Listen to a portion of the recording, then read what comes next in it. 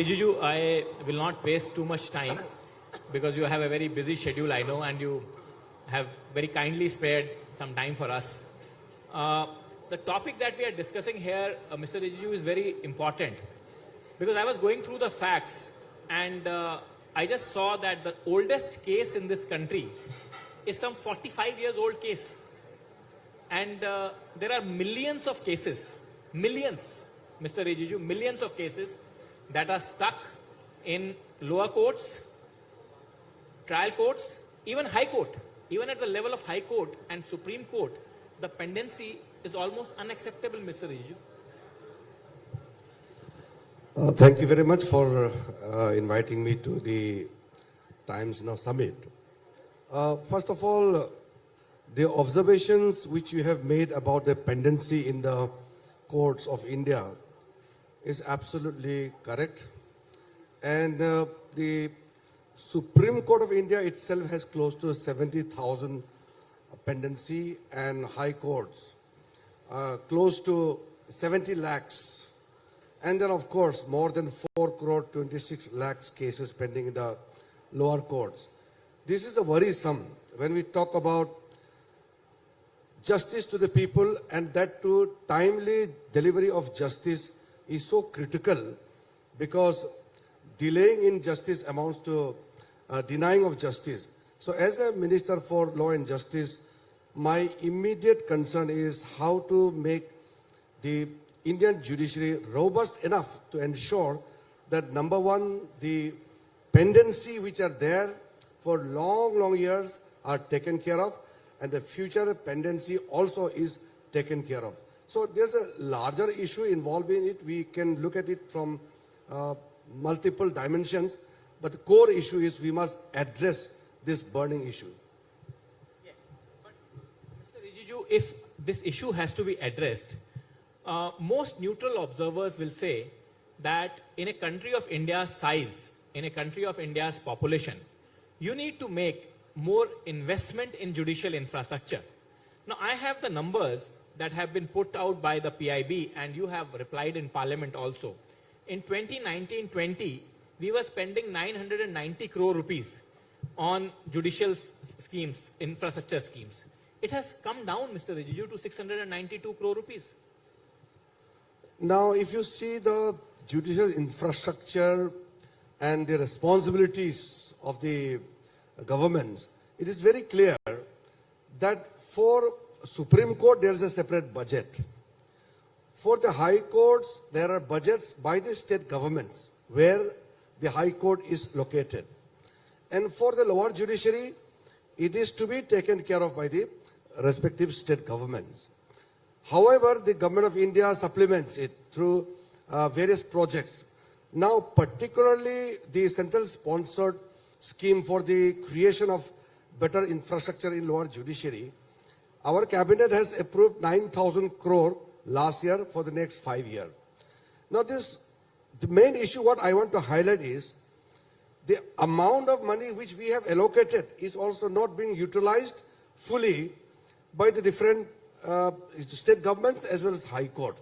When I talk to the chief ministers, they feel little bit of a restriction in terms of pursuing the High Courts to ensure that the money which is provided are utilized fully.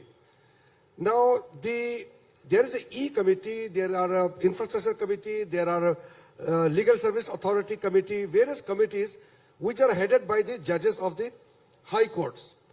So the state government finds it difficult to engage or to ensure the High Court-led committee to implement the infrastructure on time. Now, for NALSA and other programs, there are bodies headed by the Supreme Court judges. But when it comes to the infrastructure, it is the bounded duty of the state government and to be led by the High Courts. So in the last year, during the conference of the chief ministers and the chief justices, I have made it very clear. Fund is not an issue. Narendra Modi government has given adequate financial resources and budgetary allocation. But the money has to be utilized. Now, if you can't utilize the budget which has been there, lying there, In the last March ending, I frantically called up all the state governments to ensure that the funds are utilized. As a law minister, I visit the lower judiciary. I see the pathetic conditions of the infrastructure. I want there has to be proper courtrooms, lawyer rooms, residential units, toilets separate for the female, for the males, smart rooms. We need to have proper video conferencing. The financial support is all there. So that is why we have proposed that there has to be a coordination amongst the state governments and the high courts. Now, I'm happy to inform you that most of the state governments have informed me, even the High Court Chief Justices have informed me that they are working on the mechanism to ensure that the funds are utilized. You are, as a law minister, Mr. Rijiju, you have traveled a lot, and particularly to areas like Jharkhand, Chhattisgarh, Northeast. You have specially started conferences in Northeast, where Chief Justices of all Northeastern High Courts come together and participate. You are saying that state governments are somehow reluctant to edge or push or nudge the High Court Chief Justices. You're saying that they are coming to a coordination or working mechanism. But do you think that is enough? That is going to solve the problem of the judicial infrastructure? And my additional question, Mr. Rijiju, is millions of people are languishing in our jails as under trial prisoners. They are in the custody of the courts. The court is the custodian of theirs. Who is responsible for their plight, Mr. Rijiju? They must not suffer for the delay in trial. So, first on the under trials matter, Yes. there's a clear-cut, suggestion from my side to all the courts, and the high courts are monitoring the district courts, and the under trial review committee is headed by a district court in the respective districts. In this Azadi Ka Amrit Mahotsav, 75th years of India's independence, we have taken some bold decisions. Now, Home Ministry has already issued the guidelines to release those under trials. They are languishing in the jail, for the lack of so many support system. I don't want to elaborate on those matters, which will take long time. But now, lots of under trials are being released, and under the guidance of the district judge, the review committee is holding meetings quite frequently, and I'm also monitoring it. I have also spoken to most of the Chief Justices of the High Court that the Chief Justice of High Court also needs to monitor in their respective jurisdiction. Things are much better now, and about the problem in terms of coordination, as you also rightly mentioned, it is difficult for the Chief Ministers to give some kind of deadline to the High Court-led committee or High Court judges-led committees. Because we have an independence of judiciary, and judiciary has its own wisdom to carry out its own works and other obligations. But as a law minister, whenever I meet the judges, especially the Chief Justice of the High Court, I make it sure that I raise this issue, and they listen to me, because as a law minister,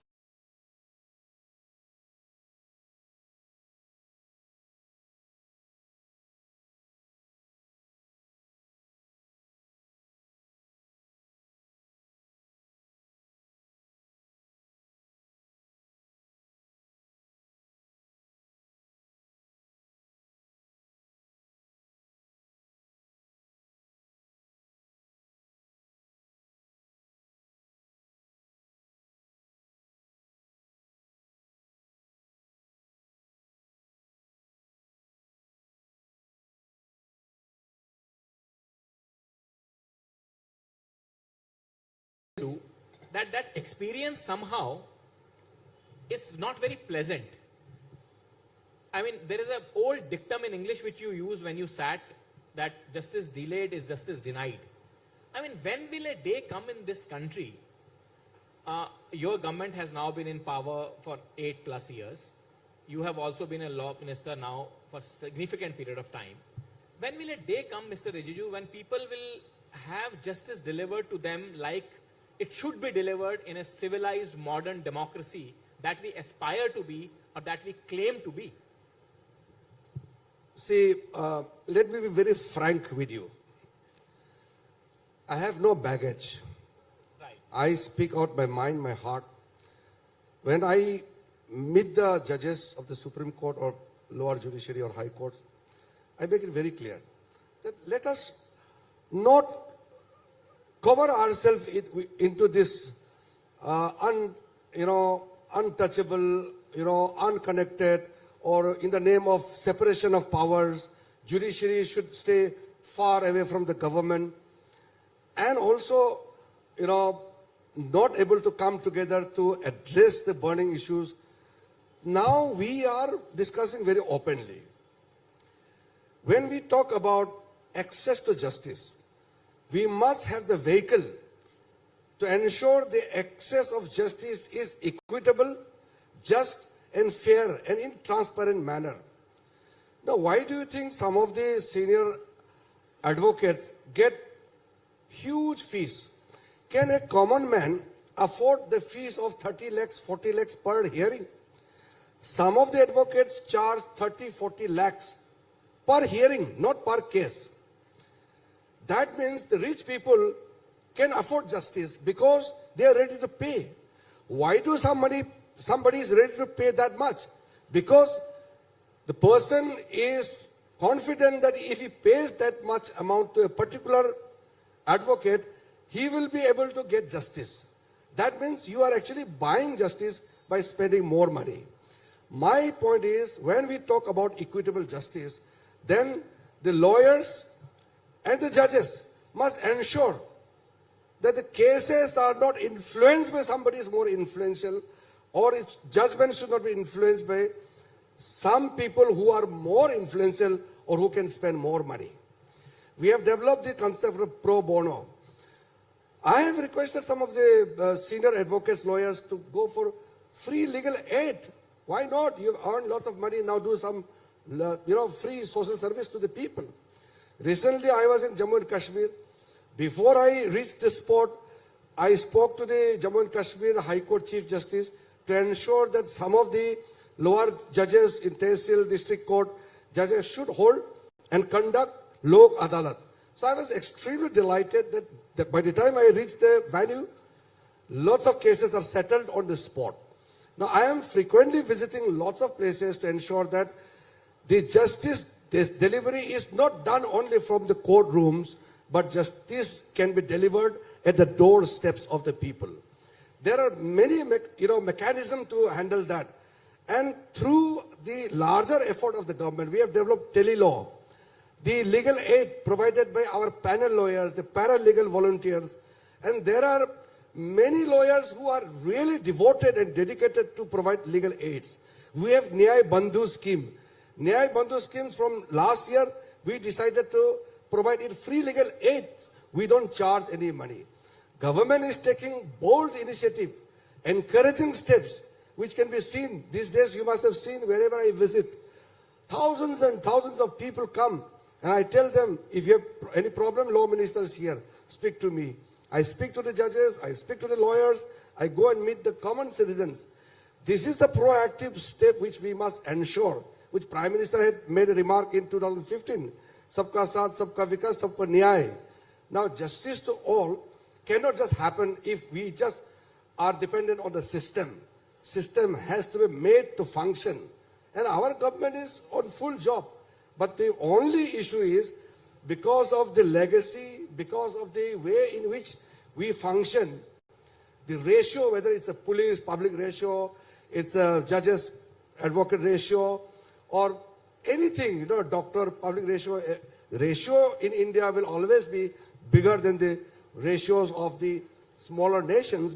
There are typical reasons for that, but I'm not going into any kind of excuses. But come what may, we have to take some key initiative at any given time. We should not wait for future to deal with the problem which we are facing now. And I am very, very clear about that. So I am going all out in terms of reaching out to the people. I am not confined to files and papers. Well, you are a young and dynamic minister. That is what is expected of you in a cabinet led by a dynamic prime minister. Now, Mr. Rijiju, let me come back to this ratio, the lawyers and the judges. Now, lawyers, senior advocates, you mentioned ratio is smaller.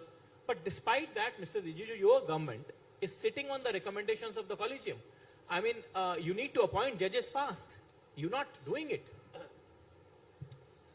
Anybody who asks this question, I'm not targeting you particularly, anybody who asks this question of pendency of the names recommended by the collegium, they are the people who really fail to understand the issues which is there in hand. And more than that, I have the greatest respect for the judiciary, which everybody must be. Every judge is not right, but every judgment is correct and right because it is a judicial pronouncement. In a democratic setup, nobody can disrespect the judiciary and nobody can disobey a court order. Right. Now, where do you draw the authority from? You draw your authority, or you are in a position mainly because of two reasons or two sources. One is you are authorized by the people of India. Right. Second, you draw your source from the Constitution of India.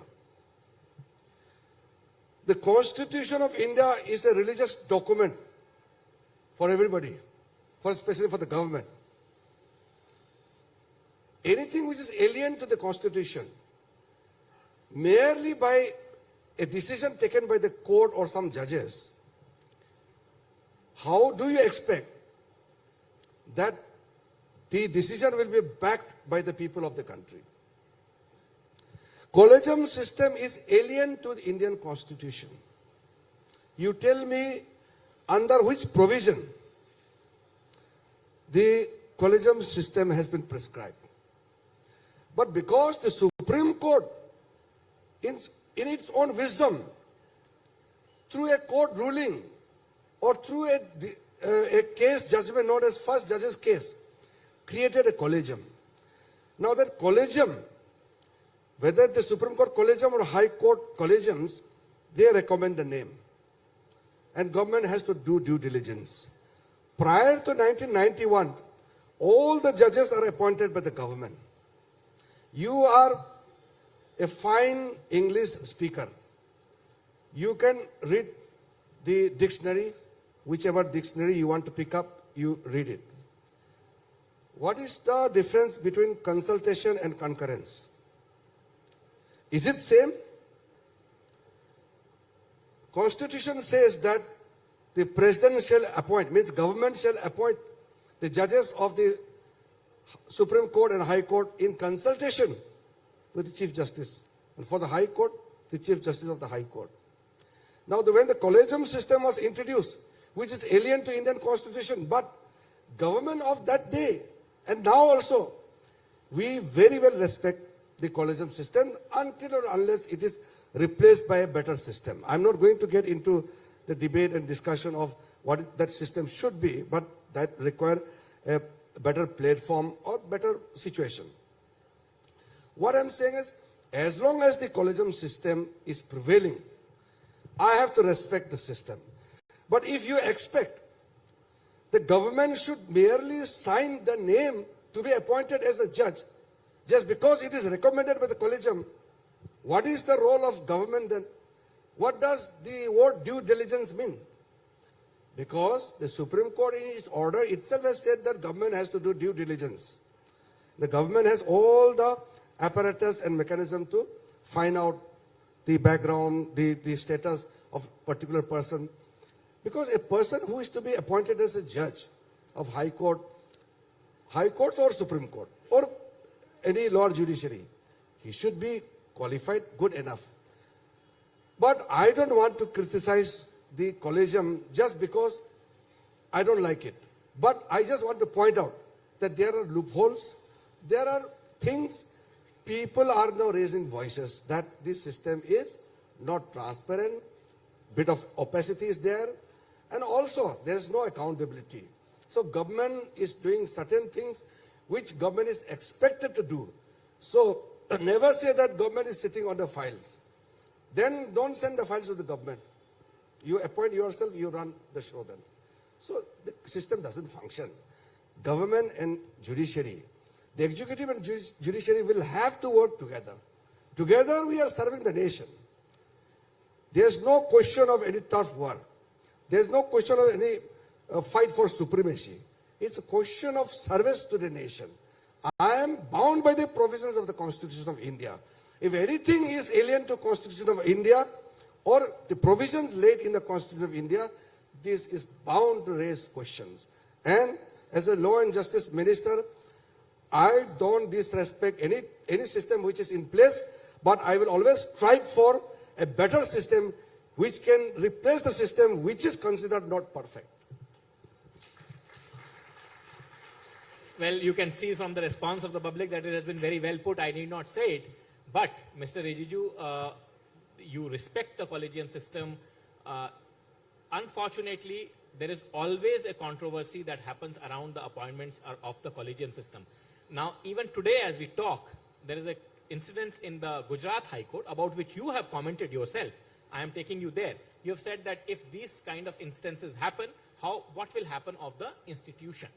And such instances should not happen. Now, Collegium says that we did not recommend the transfer of the said judge, but the transfer still happened. Now, this is a bit a sensitive matter. Let me be very careful in what I say. Yes. You are a fine lawyer. You are a lawyer by education, Mr. Rijiju, so you. No, what I stated was in front of Chief Justice was with me when I made this statement. I find collegium system not perfect, okay, but I have to honor it.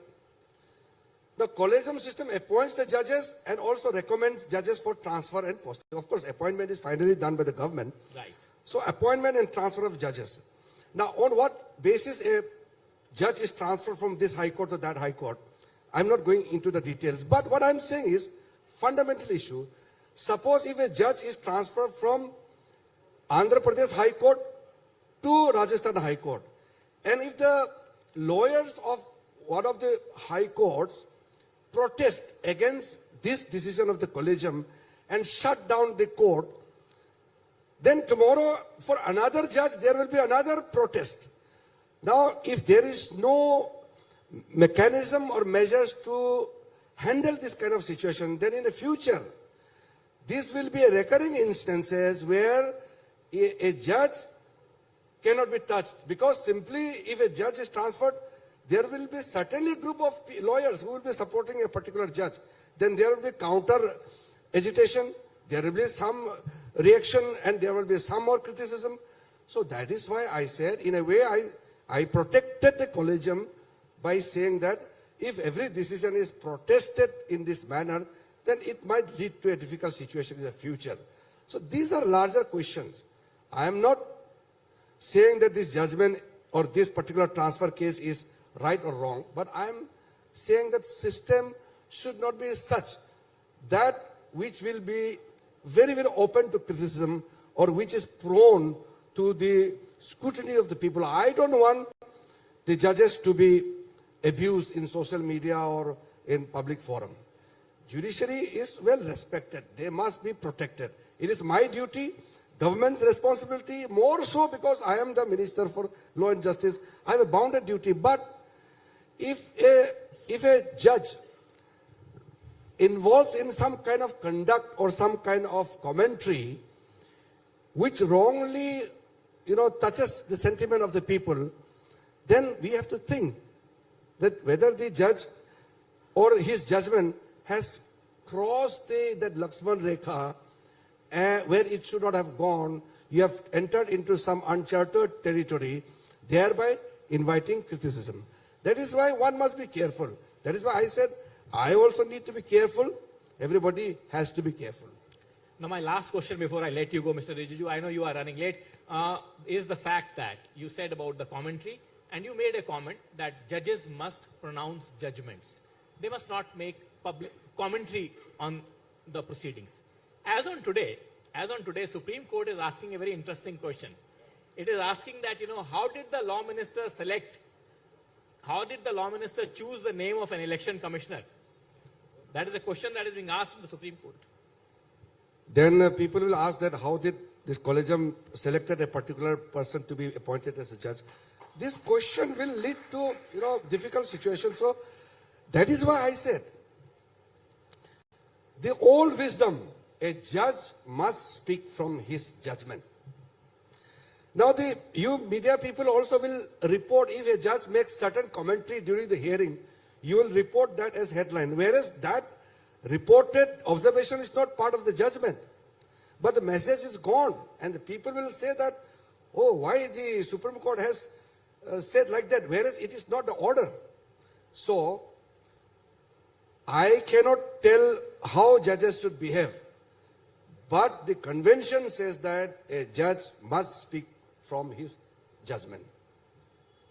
Or through his judgment. Through his judgment. As always, very well spoken, Mr. Rijiju. As always, thank you very much for taking time out to come to Times Now Summit. And we are absolutely delighted to have you. As always. Thank you very much. It's my privilege to be invited among such a wonderful audience here. Thank you very much. Thank you, Mr. Rijiju.